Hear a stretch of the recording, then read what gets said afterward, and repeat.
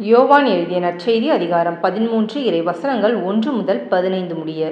பாஸ்கா விழா தொடங்கவிருந்தது. தாம் இவ்வுலகத்தை விட்டு தந்தையிடம் செல்வதற்கான நேரம் வந்துவிட்டது என்பதை இயேசு அறிந்திருந்தார். உலகில் வாழ்ந்த தமக்குரியோர் மேல் அன்பு கொண்டிருந்த அவர் அவர்கள் மேல் இறுதி வரையும் அன்பு செலுத்தினார். இயேசுவை காட்டிக் கொடுக்கும் எண்ணத்தை அழகை சீமோனின் மகனாகிய யூதாசு இஸ்காரியோத்தின் உள்ளத்தில் எட செய்திருந்தது. இரவுணவு வேளையில் தந்தை அனைத்தையும் தம் கையில் ஒப்படைத்துள்ளார் என்பதையும், தாம் கடவுளிடமிருந்து வந்தது போல் அவரிடமே திரும்ப செல்ல வேண்டும் என்பதையும் அறிந்தவராய் இயேசு பந்தியிலிருந்து எழுந்து தம் மேலுடையை கழற்றி வைத்துவிட்டு ஒரு துண்டை எடுத்து இடுப்பில் கட்டி கொண்டார்.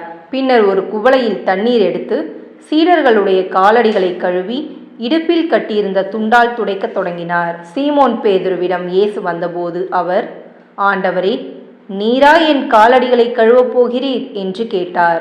இயேசு மறுமொழியாக, நான் செய்வது இன்னதென்று இப்போது உனக்கு புரியாது, பின்னரே புரிந்து கொள்வாய் என்றார். பேதுரு அவரிடம், நீர் என் காலடிகளை கழுவ விடவே மாட்டேன் என்றார். இயேசு அவரை பார்த்து, நான் உன் காலடிகளை கழுவாவிட்டால் என்னோடு உனக்கு பங்கு இல்லை என்றார். அப்போது சீமோன் பேதுரு, அப்படியானால் ஆண்டவரே, என் காலடிகளை மட்டும் அல்ல, என் கைகளையும் தலையையும் கூட கழுவும் என்றார்.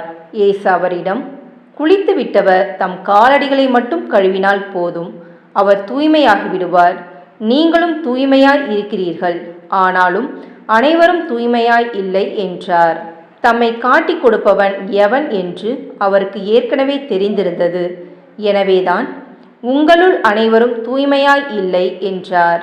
அவர்களுடைய காலடிகளை கழுவிய பின் இயேசு தம் மேலுடையை அணிந்து கொண்டு மீண்டும் பந்தியில் அமர்ந்து அவர்களிடம் கூறியது, நான் உங்களுக்கு செய்தது என்னவென்று உங்களுக்கு புரிந்ததா?